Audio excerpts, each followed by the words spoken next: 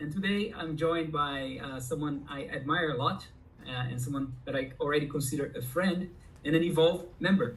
Rodrigo Cerón, the former head of global marketing at Comscore, a leading media measurement and analytics company based in Mexico City, or actually in the countryside now. He brought strategy, content, and integrated marketing to a global stage. Today, he leads Marketerops as founder and CEO, mentors startups, teaches, and hosts the Catapulta Comercial podcast, where he explores retail media, digital advertising, and industry transformation. So the topics we'll be covering today are the real lessons from inside a global media measurement firm, why many brands misinterpret audience data and what to do differently, the tension of leading at the top, balancing performance, politics, and pressure, navigating a career pivot, when and why to question your next move, and the strategic role of cross-border partnerships in media and marketing, which is what we do here also at Evolve. Rodrigo, welcome. I always start with a controversial question. And the question for you today is marketing losing its seat at the executive table because CMOs never spoke the language of business, and now it's too late? Thank you, Carlos. Thank you for having me. Interesting question. I don't agree with that statement. To be honest, it is true that the CMO is the position in the company with more rotation in the companies globally. No, they lose their job very frequently, and I think it's not because they don't understand the business. I think it's more because they don't understand the customer or the client. I think that's the main reason. But definitely, in terms of the corporation or a company, it is a very important seat because at the end of the day, you have the voice of the client, you have the products there, the way of communicating, and this is the best way to empower the sales team and the companies to increase the footprint and sell more, So I think that the focus that we as marketers need to have, definitely we need to know the numbers, the business numbers, what are the targets, what are the revenue goals that we need to reach. But on the other side, it's also to understand the client, our audience, who is going to hear our message, and how we will do it in a way that it will resonate for them, and engage them. Definitely, we need to understand the numbers. For example, CMO should be able to translate some indicators or metrics, and translate likes and engagement into sales. Because at the end of the day, the members of the board, they won't care if we have engagement or not, or how many people like to our post. They want to know how that impacted the business and how that is making the business grow. So we as marketers are the responsibles to make this translation.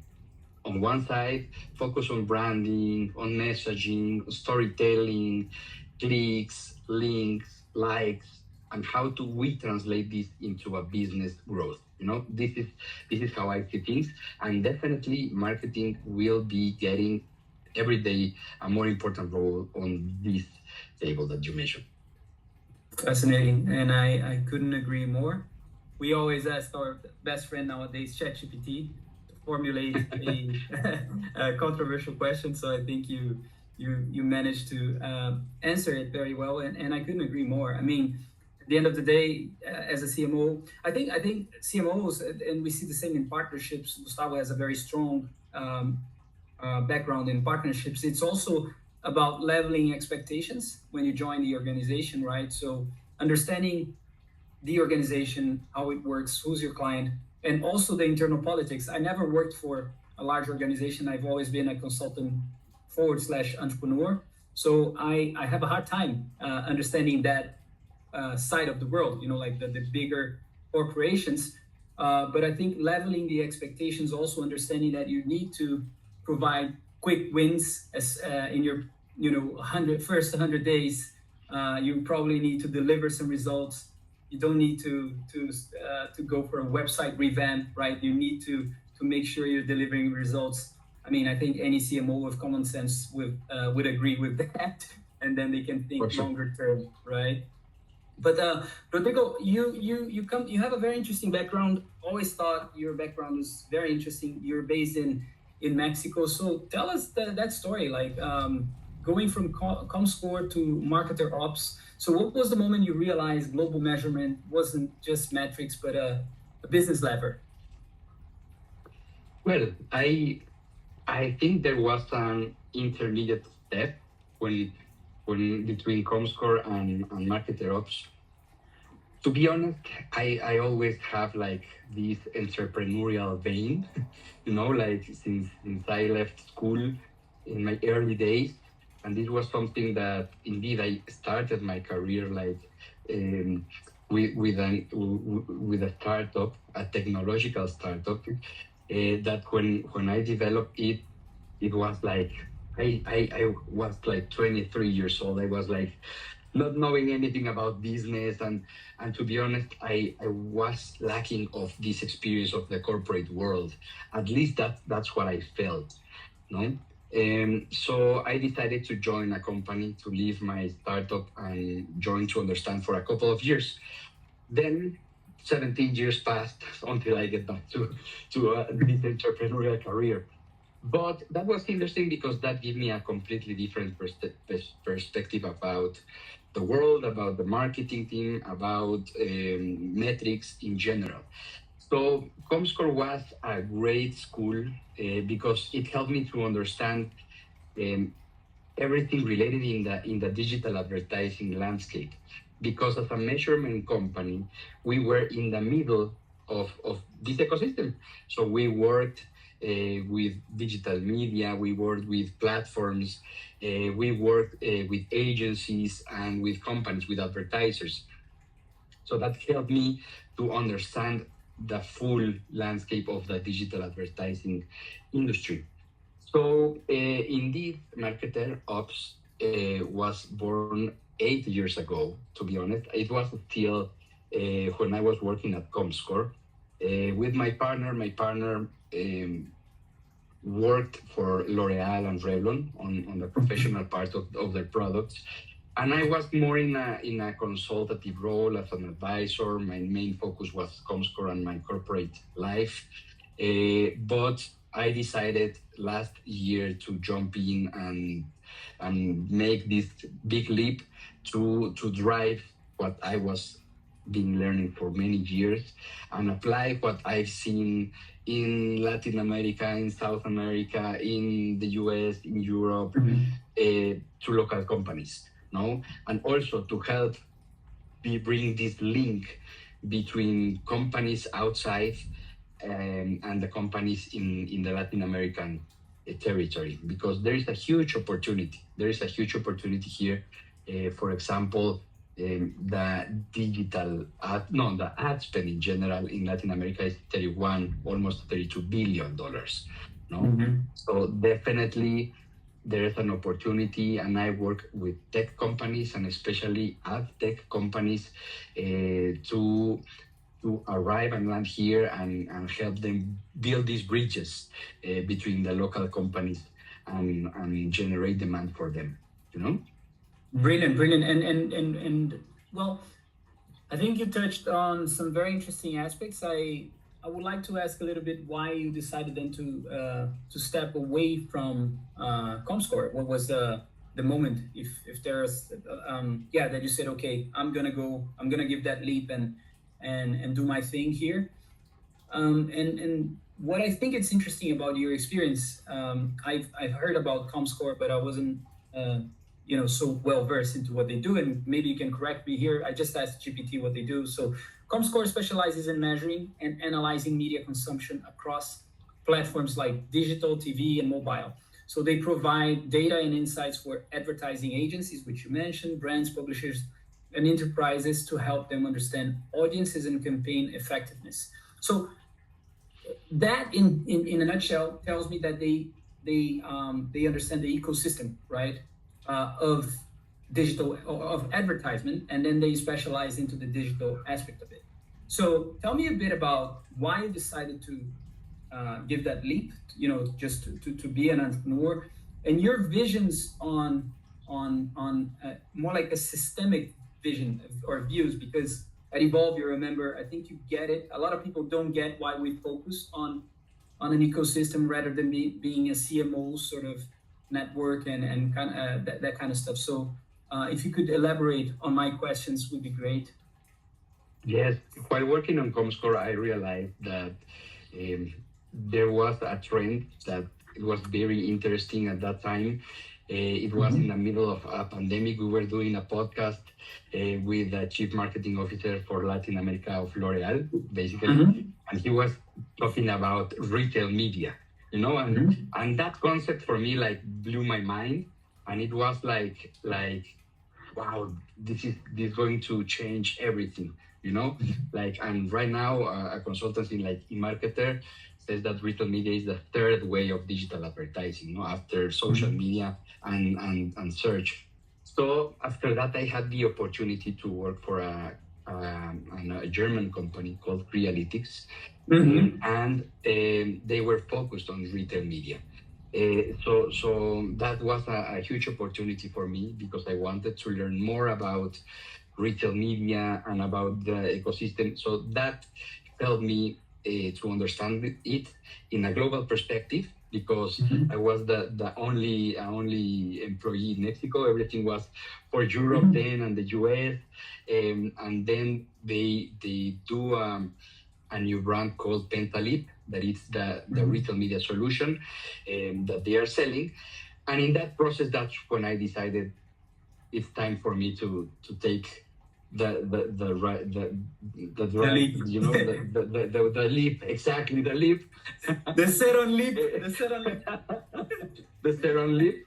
And I jumped to the other side, and I feel then prepared, and I think that I have the tools that I needed to start doing my own way, and that's how it happened. Very, very good, very interesting. And if we talk about what you're doing today, so tell us about how you're helping your clients. I think it's very interesting. You know that we have several people in the Evolve Commerce Club who are in a career transition. So how are you helping your customers? How you define your offerings? I like to, we'll speak about the market and all of that, but I like to explore a little bit of that side of your career and how you came about your ideal clients, getting your first customers. What are you offering them? Yes, well, when I decided to go on my own, one thing I liked from my previous role was this global interaction, this global community. I work with people in India, in Germany, in the US, in Brazil, and I love that part of my role. So that's where Evolve got like a very relevant role, because today Evolve is my way to keep engaged with these global communities. And I can have a call with someone in London and to see how we can help them in Latin America, for example. And one example is Estás, this software company through Evolve with Cornelia Reitinger, that we have the first conversations, and we are now locally helping them to open market for their ad tech solution. So for me, this is one of the pillars of the work that we are doing, helping companies from abroad, from outside, from Europe, from the US, from Asia, to help them understand the local market and generate demand local. For example, I work with another company from Hong Kong that they work in a technology for chatbots through WhatsApp. And we did for them an event in Mexico City in W Hotel 2 weeks ago, just to gather some potential clients and get them more interaction.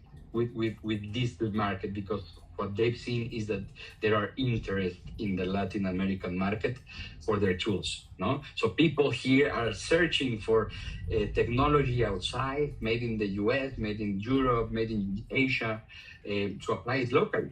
No, so this is like one part of our focus, and the second part of our focus is the local companies, the mid-market companies that still need some strategy in terms of the digital transformation. No, so we help them to use these tools, no, these platforms, to help them adopt these new technologies to generate more leads or to generate demand for their companies. You know? So we basically work with tech companies initially, and then we are now working with education companies and financial companies. Those are my three pillars right now. But definitely we have been very lucky that there is a lot of interest in these kind of solutions. So what we do is to define a plan with them to understand their needs, to help them understand how to make their message arrive to the right people, and join the dots, basically. No? So that's where we are focusing right now. Very nice. Rodrigo, what you're telling me is basically, well, and this is really nice for me always to talk to our members. Number one, you value perspective from multiple markets, right? Like, provided that you work for a global company, you enjoy being in environments where you can have perspective. This is very interesting because we spoke to an executive from a really, really big company. And he said, guys, what I value in Evolve is perspective. So he's more like consuming knowledge because he doesn't have time. Like you today, you value perspective, but you're not tied to a large organization that is consuming all your time. So you also can, take advantage of the network in that sense and benefit your company. But in his very case, perspective, which is something you talked about. The other thing is, Lost in Translation, the movie. Have you watched that one? Yes, for sure. Right? I know it. Which is pretty much what you're saying, right? Because many companies, and we see this quite often at the club, in the end, they want to tap into a new market, but they get lost in translation. It's like coming to Denmark. If you come to Denmark, I'm not sure if you speak Danish. I believe you don't, but you would surprise me. And if people start speaking Danish, you don't understand the context, and that's pretty much what you do, right? So you're an accelerator. You have the club and other networks that you're part of and relationships that you have to bring companies into your local reality and help them not be lost in translation, right? So that's basically what you do. That's very cool, man. And tell me a little bit about the process of discovering your offerings from, when you decided to become independent until you had your first client. How was that,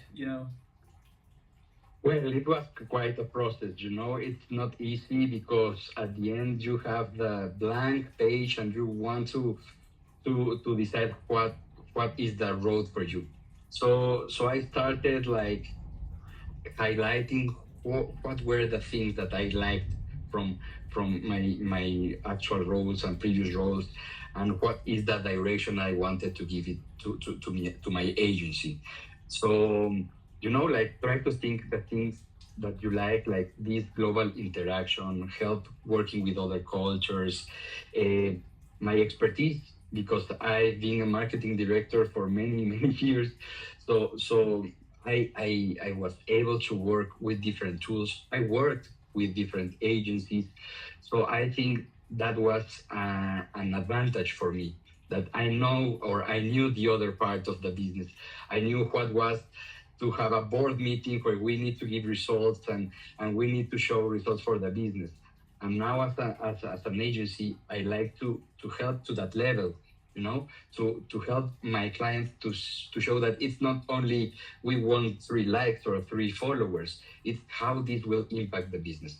And that's how it is my actual approach, So obviously I come from a tech industry and tech environment. So I focused on tech companies. No, my first client was a Motorola partner, no, that we helped to run their campaigns.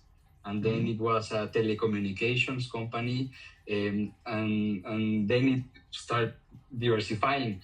But definitely highlighting what were the things that I think I was strong at, and what were the things that I liked, and envision how I can make that, because definitely I made this transition, and it hasn't been easy, but definitely I've been working to make this grow and make this big. I'm really working hard to make this big. I don't want to do something just for doing it, or something temporarily between other jobs. For me, this is my focus for my life, and I understood that a business grow when you give focus to it. If you are focused on it, things will grow. And also, if I grow as a person, the business grow. That's another thing that I discovered in the middle. That I need to work on myself as well, because this will reflect on my business and on what I do. So I think it's a learning process. I can't say that I am there. I already get where I wanted. I usually see this kind of interviews in different podcasts. I love podcasts, and it seems like the people that is talking is already there. It is in a position that he can tell what people should do, and I don't feel like that. I like in the early stages, on the early steps of the road where I want to reach. That's how I see at least my road. No, and I feel the same. Thank you for sharing. Like, if I share my own perspective, it's a pity because yesterday we had our meeting, and we need to find a way to get you included in the private sessions as well. Find a better time, however we're going to do it. But and one of the things that we are doing in the private sessions now are the hot seats, right? Where we're discussing our perspective instead of saying that's how you do, because that's more like a mentor-ish. But we don't want to patronize the members. So share your perspective. And in my perspective, what I want to share, I think I have, there's a lot of parallels to what you're saying. 2023 was the worst year of my life, and maybe the best, because I was in between. It was after quite a few successful years. And then, I went through some personal things, divorce and so on. And then those personal things, they affect your business. Regardless, they're going to affect your mindset, your head, your mental health. You got bills to pay. And then in 2023, I went through a moment in my life where I felt lost, and I didn't know where to go anymore. If I was going to mentor people on how to use LinkedIn for their personal brands. And then I started mentoring some people in Brazil, but Brazilian currency doesn't even compare to Danish currency. You cannot pay the bills. So, and I had the idea of building the club and doing international expansion, but at some point I was in the middle, and I needed to commit to a decision. So by the end of 2023, I said, I'm going to go all in the club. I know it's going to take time. I think I have something here. So started building, but it's never ready, and it's hard. It's hard. But if you don't commit, and I played tennis when I was younger, and they said that if you stay in the middle of the court, you stay in the mata burro, and that's how you call it in Portuguese, then you're screwed. You got to take a decision. You either go to the net to try and volley, or you stay at the back. So I couldn't agree more with what you're saying. Let's go all in, right? Yes, and what I've seen is, I mentioned that I founded Marketerops 8 years ago. And to be honest, the growth that we are seeing right now, since the time where I was 100% focused on it, can't compare to 7 years back, Like, at the end, until they say that you burn your ships, burn it, and you need to stay there. and you need to focus 100% on it, because if not, this won't grow. And I can see the difference, because in the past I was like, okay, I will spend some time and I start building some things. I will give some advice. We always had clients, but my role was like just helping things, but not necessarily full. When you go deep.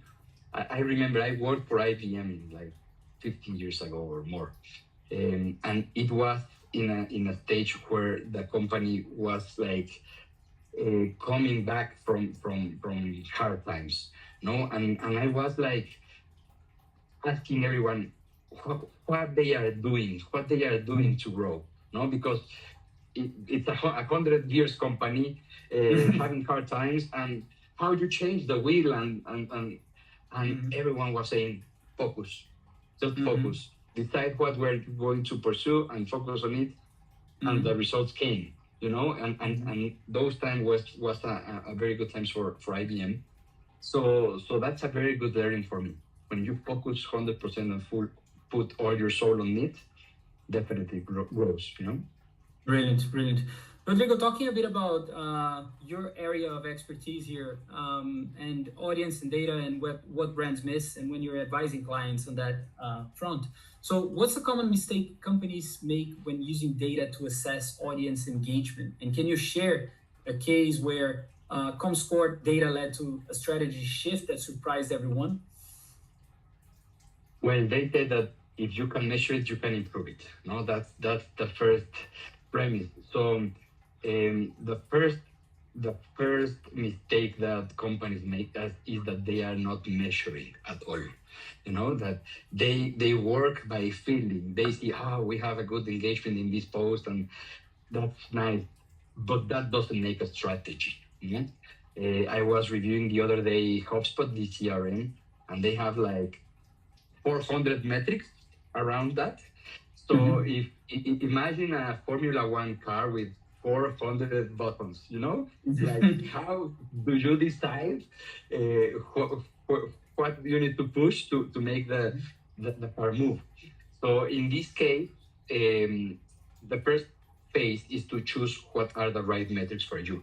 Because, for example, if you are an e-commerce, it's not necessarily the same metrics that if you are a digital media.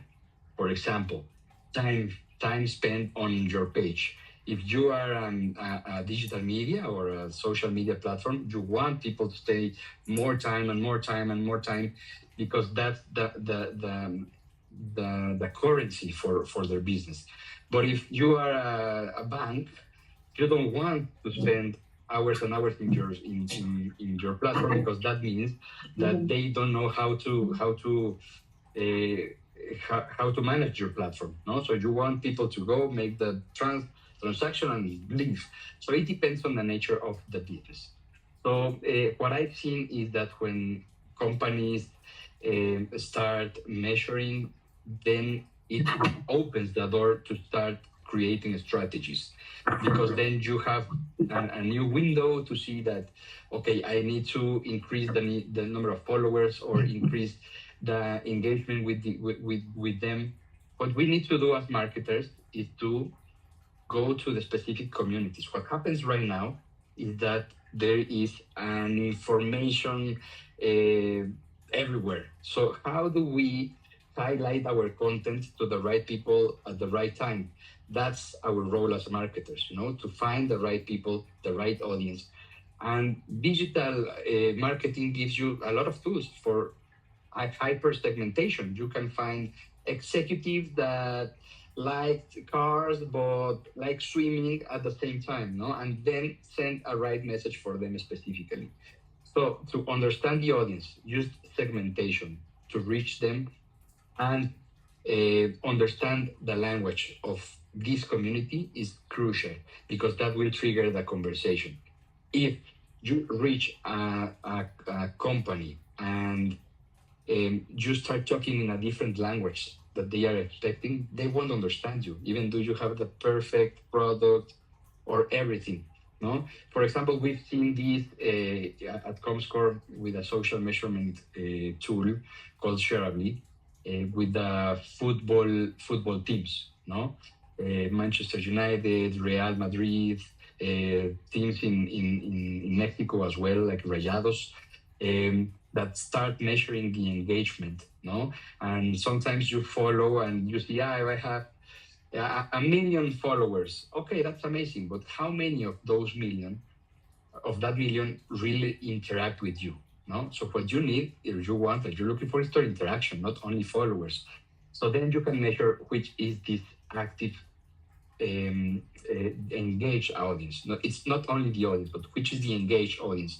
And then you define doing strategies and promotions and communication and see which kind of post. If you send a link, or if you send a video, or if you send only text, which is working better, what kind of feeling they are generating, because perhaps if you are a political party, you see a lot of engagement, but all of the sentiment of those posts were negative, so you need to balance these kind of things that only the measurement and the metrics will give you light on how to follow. Brilliant. On the segmentation and super segmentation, when you reach people where they are. Have you heard of telco media as well? Yes. This is very interesting. This is a new trend. It's part of commerce media, commerce media is like involving many things like retail media, banking media, telco media. And specifically with us that I mentioned before, they are doing a great case, for example, with ITV. What they are doing is that they are reaching the audience through advertising. So the telco company puts all the content there through the streaming, and they are able to put a specific advertising for the audience, no? So that's incredible because, for example, if you live in a building, the apartment 1 and the apartment 2 can see the same content, but in the apartment 1 you have a family, and in the apartment 2 you have a single guy. They will see different advertising because they have different interests, no? So this is now possible, and this is made through these new technologies that allows to segment more, to reach the right people, to use the right channel. And even though we are seeing the same things, we are being impacted by different advertising. And it happens since a long time ago in digital media, no? You enter to a newspaper online and you were seeing the same news that in your neighbor, but you were seeing different advertising because you have different profile. So this happens now in streaming and live TV. That is amazing through this telco media. Yeah, no, for sure. I'm mentioning that because we have in a club, I will introduce you, if you haven't spoken to Gabriel. He is actually the guy in Brazil leading Claro, all of the telco media. He has underneath his, he comes from marketplaces, and he was leading the marketplace division in Claro in Brazil, which is Claro is it's the Mexican guy, the super rich guy from Mexico who owns Claro. And he's the guy leading the front in all of the media space. So EdTech, MarTech. I will introduce you to Gabriel, and we were talking recently about telco media in Brazil and how that is emerging now, right? All of these different types of media, and it's super interesting because who doesn't have a phone nowadays? So and they have all of your data, they have everything. So they need to. It's more like how they use your data, and they sell that. However, we didn't get into the details, but how they use that to advertise or to help advertisers talk to their customers, right? It's super interesting. Yes, and Brazil is leading the market, Latin American market, in terms of advertising and in terms of platform. And regarding the devices, yes, there was a study, I think it was from Boston Consulting Group, that says that 98% of the time in a day, the people has his or her phone in a distance between your arm and you know, like an arm distance. 98 of the time, you know, and 98% of the time, even while we are sleeping. So that's amazing, you know, and that's the easiest way to reach. And when I started at Comscore, we were measuring like desktop, no, and quickly it moved to mobile, and then we now have like Internet of Things, and we have wearables, and this evolution, and now artificial intelligence, and the measurement companies need to adapt to this kind of devices and behavior from the company, from the people, you know? Yes, Rodrigo, if we talk about leadership, one of the things that I like asking former C-level folks like yourself and former leaders is to have these insights on leadership and what used to happen at the companies that they represented. So being at the center of a global team means pressure. What's one leadership truth that no one talks about? First of all, you need to know that the cultural differences, this is very relevant in a global role. Because we don't do business the same way in Latin America or in Canada or in India. So we always need to have this present when doing business or working or giving a presentation, or when you have people reporting to you. It's not the same way that you will manage people in different regions. So for me, it was crucial. I had the opportunity to manage people in different countries, and we were different, to be honest. No, and they prioritize different things, but they are all good workers. So first thing, I think we need to prioritize the team and give them all the tools they need to have the best support to do their job. You know, I always say that if you are not happy doing what you do, please do something else, because the magic happens when you do the things that you like and you enjoy the day to day, you know? So this is very important. This is something that I always tell to my teams. Enjoy it. Do an effort to make things better, to leave things better than how you receive it. And in terms of the management, it's always knowing your numbers, you know, what you are doing, what your team is doing, what the business is needing. Because with that, if you understand very well your market and you understand very well your numbers, no one will tell you anything, because you know what we are doing, because why you are doing that, and what results you are doing. And nothing is perfect always, no? There are some bad years, good years, and everything. But at least show that you are trying, are doing, and making things happen, and trying to move the wheel in case it is needed. No, this is for me two key elements.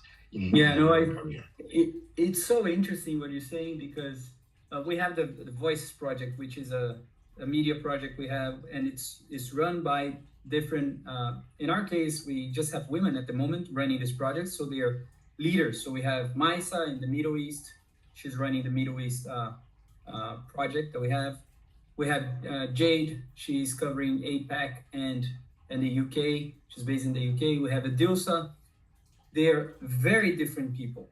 Like, you know, I remember one time with Maisa, I thought she was angry, but she's super sweet and understanding the language nuances, you know, in the Middle East, how they talk. In the US, sometimes more pragmatic, you know. Jade, she's a very interesting hybrid, because she comes from the Philippines, based in the UK. So that's an interesting hybrid. She understands both cultures, and she worked a lot with Brazilians. So it's interesting, you know. So what you say in terms of culture is it's super interesting, because you always need to see things from their perspective. And if you don't understand, that's what we try to do at Evolve. Say, hey, can you please clarify, because this is not so common here for me. So maybe, you know, so that's a massive learning for us running the Evolve Commerce Club. Yes, it's very important. For example, um, to understand their cultural differences and their needs, because Mm-hmm. uh, I once worked with a great sales manager that said that if you want to sell something, you need to understand what your potential client is winning at Yes, for sure. if they buy you something, no? Mm-hmm. So I think it's not only for buying and selling something. It's, Mm-hmm. in working with someone is you are offering always something, your time, or you are always requesting something. This is a buy and sell transaction as well, no? You need to convince someone what they will win with the Mm-hmm. idea that you are selling. It's not only a Mm-hmm. product or a service, but they are their needs to really help you to move this forward, because selling idea or products or marketing, Mm-hmm. it's a win-win. If someone Mm-hmm. loses, it's not a good transaction. So we always need to find the way that we all move forward and win.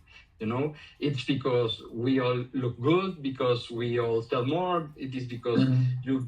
you see like a better employee for your boss. What they are winning. Mm-hmm. Um, or your company is growing, or you are getting connections. And when we understand that, we start in a position and a conversation that is very productive, because we are going to the same side. And perhaps there's no common way, and there's no relationship, and that's fine. Not everything will evolve, Uh-huh. but because we have different goals, and that's fine. If we don't have to go to the same way, to the same road. But it depends on this interaction that I think is very important, and to understand, to have always your ears open and understand, and that allowed me to make great relationships in this global community. And then you jump to more a personal Mm-hmm. relationship. No, like I worked with one guy in the Netherlands. It started very professional, and then we were talking about football and the World Cup, and Mm-hmm. and now we're still at days, even though we don't work together, we're still in touch, because this relationship evolved, and I think it's part of of of living, and that's why I love this name of this community. Brilliant. Rodrigo, in regards to marketing, I'll ask a question. Gustavo may jump in also here to ask his questions. But do you think CMOs, they have become too reactive, meaning that we have a very fractured media ecosystem driven by AI, social, now privacy shifts, and do you think, because I see that the other day I saw a post on LinkedIn, it was yesterday, someone said, hey, TikTok is, going live on TikTok, it's not strategy, this is a tactic. So that's not necessarily how you build a brand. That's actually not how you build a brand. Brand building has to do with what you say and what you preach is something way more complex, right? And what's your views on CMOs today? Do you think they're a bit more reactive with all of the fragmentation that we have in the media ecosystem? How do you see that? Yes, I agree that CMOs are more reactive every day, but I see it as a positive thing, because things are happening every day, Mm-hmm. and new tools and new ways of reaching people. And yesterday it was a trend where people were dancing in TikTok, and now TikTok is Mm-hmm. more a way of sharing other kind of things, and everything can be a tactic only or part of a strategy. It depends on how we are doing. I have clients that say, I need to be in all social networks. And if you don't have a strategy behind, it is a tactic, Mm-hmm. because at the end of the day, you will be there and posting things, and perhaps won't resonate, or perhaps they will resonate, but it was like because of luck, not because it was something planned. Mm-hmm. So the difference between it's an only tactical activity or not, it is the strategy behind. Because Mm-hmm. sometimes you can see a TikTok account, and you can think that it has not um, a specific purpose, but it's part of a strategy. It's not necessarily to generate leads, for example. It's more awareness, more reach. It depends on the objective. Right now, for example, we balance different platforms. For example, for leads, perhaps Meta platform or Google. For reach, it can be TikTok. No, but it's part of a whole strategy, and not only doing it for doing it. Because if you do it for doing it, the result won't be successful, you know. But I think it's good to be reactive. I think it's good. We need to be like, they always say, like, when I was a kid, like, the doctors, they always need to be learning new things, you know. I think it's for everyone. It's just for doctors, you know. It's like business are moving forward. Which area? Finance or marketing and fast, and we need to learn. So we need to speak tech. This is very important, to understand technology, to know how to use it. Today is artificial intelligence. Yesterday was social media. Tomorrow will be whatever, you know, like metaverse. I don't know. This will continue evolving, and we need to be adapting and being reactive. But it's not only like shifting with like a pen without a head. It's like just moving and understanding what things are happening, and doing it like correctly, not just jumping in between trends just for being there, you know. Like I don't want to give that message that it's like just jumping from side to side. It's like define your strategy, follow your values, and try new things every day. Brilliant, thank you. Gustavo, you want to ask your questions? Amen. Yeah, just I think just commenting on what you were saying. I studied advertising in the university, and some time ago, I believe and then this is also like a comment, and I'd love also like your thoughts on that. So I believe for some time ago, the marketers and the advertisers, they were more responsible for setting the trends, because you had basically the television and you had the advertisement, and then they basically had all the power in that sense. But nowadays, I think the major shift that the CMOs and the advertisers need to learn, and they need to adapt, and they need to deal with, and learn how to deal with and how to work with that, is that they are not in the 100% in the control of the trends that people are seeing, because nowadays everyone can be basically an advertiser or a trendsetter. And what do you think about that? No, that's a very interesting point, Gustavo, because yes, we come from a history that was like unidirectional, you know, like the TV. They send the message and you receive it, and there was no interaction, you know. Like now with this shift, where we can go back and forth, and we are proposing and giving content, brands need to be aware of this, because not only the brands are setting the pace of the trends. There can be a user that did something and then it became huge, you know, and that's why user-generated content, it's more genuine, and it's more like people like this kind of content more, because it seems more natural and not necessarily like that corporate, and that is why like companies are adopting this new trend, because I think this is amazing, no? To having the opportunity that you from your desktop can begin a new trend, you know, that's amazing. That's part of this exciting new world, and I think that gives a challenge to all the marketing teams, because we need to be aware of these trends. We need to see what is working, what is not, and try to adapt to this way of doing things. It's like AI. AI existed from many, many years ago. And once you give it to all the people, that the magic starts happening everywhere, no? And startups there and useful things everywhere and new ways of doing things, new ideas. And once we have like this crowdsourcing, like people everywhere doing things to build something, it's when you see great things, no? So that's very interesting, Gustavo. Yes, because I remember when I was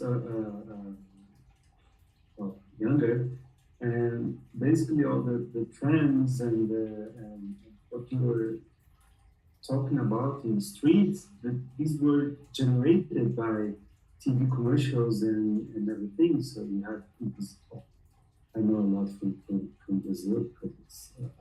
And they still are. But they are not the only ones doing it, Yes, exactly, and I believe nowadays it is more about that, because nowadays we can see that some of these trends, they appear, and some brands have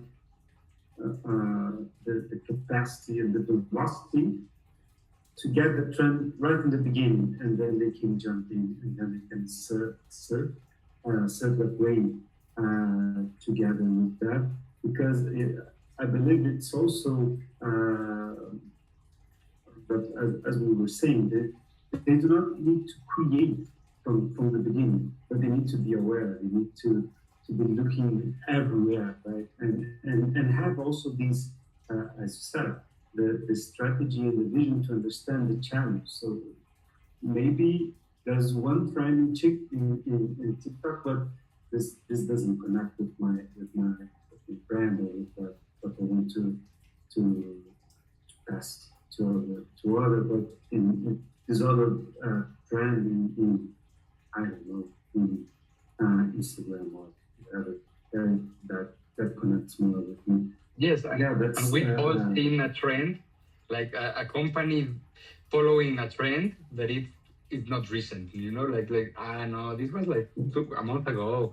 Come on, it's not relevant anymore. So we need to be careful of that and be fast, Yes.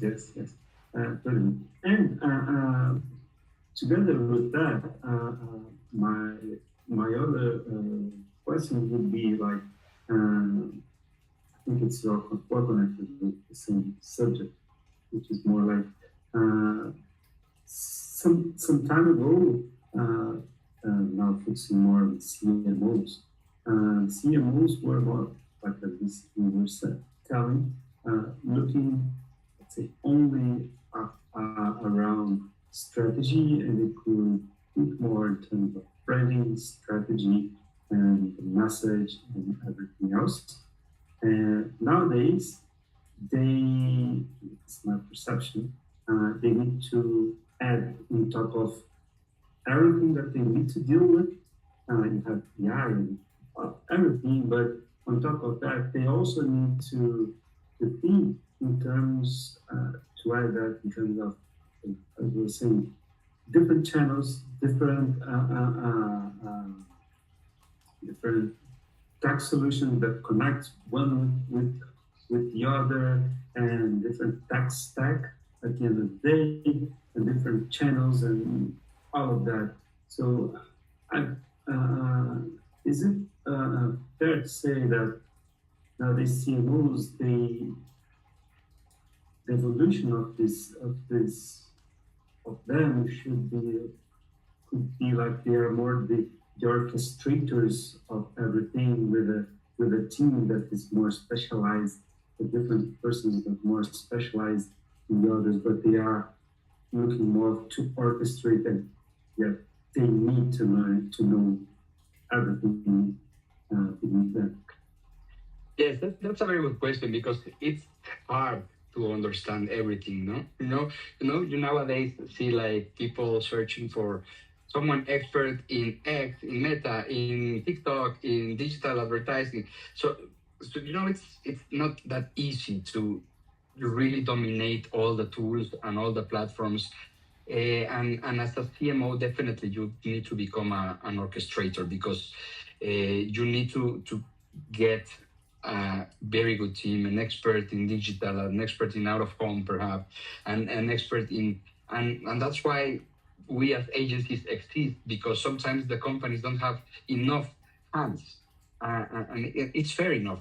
And sometimes you need to produce a video, but you don't need to produce video every week, So why do you need to hire someone producing video if you can hire an external service to create a video, But you need to orchestrate very well, because at the end of the day, you have your internal team, you have a PR agency, you have a social media agency, you have the research agency, and you need to make them work together to understand that the goal is the same and the business is moving this way, because if not, you will have different results, someone working from that direction, the other one to the other direction, and you get nowhere.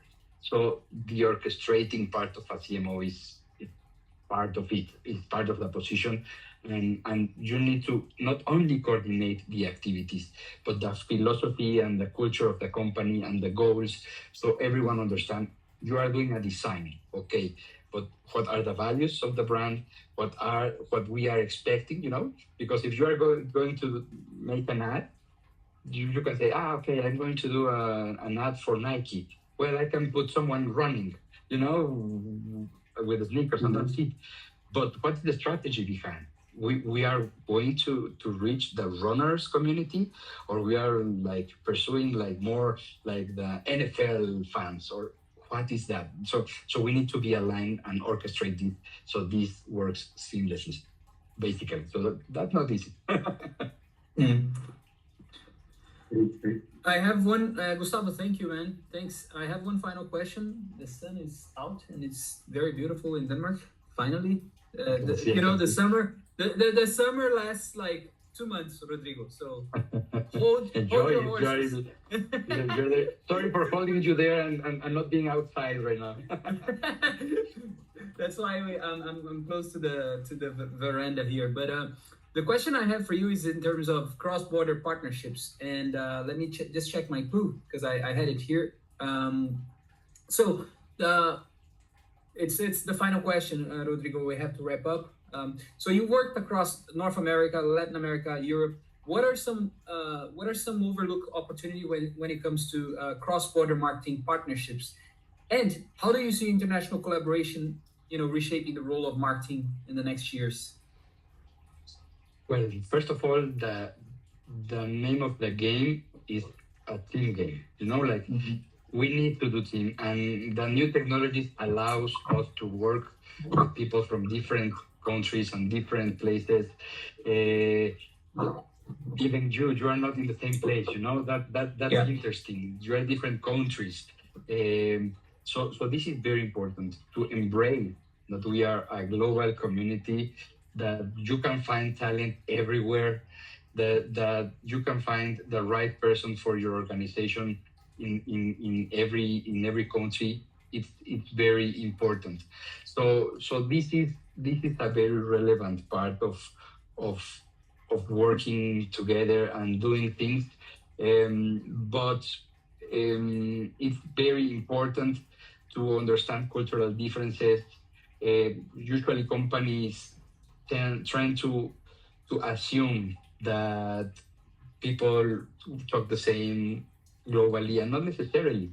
For example, a common mistake in Latin America is that they see our region as the same. That we all speak the same and we all behave the same.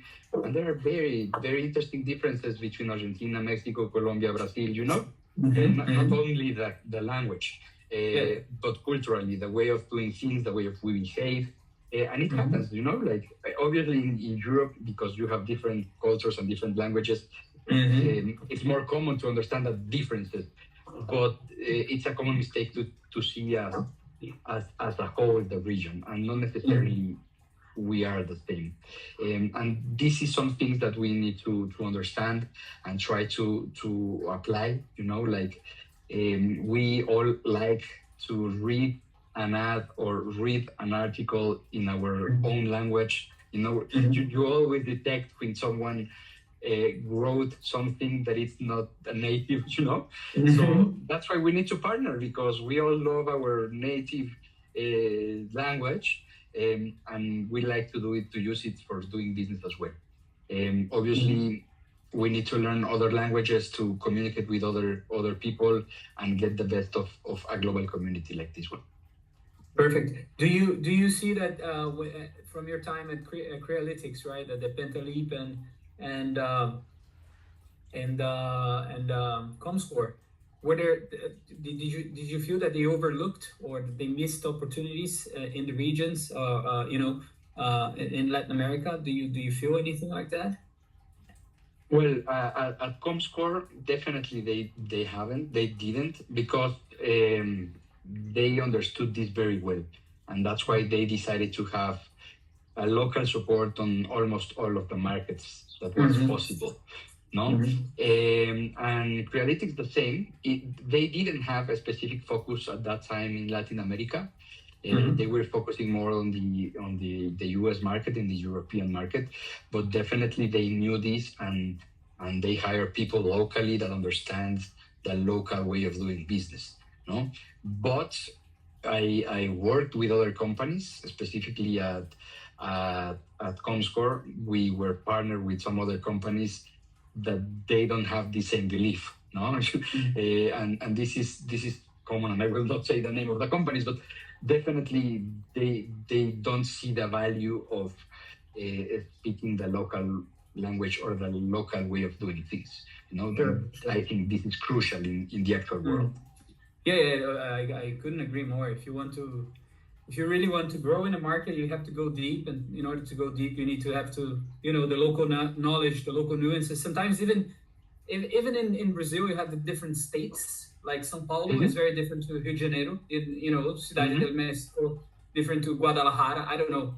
It's crazy, right? So you need people who understand how to navigate those nuances, and so very interesting.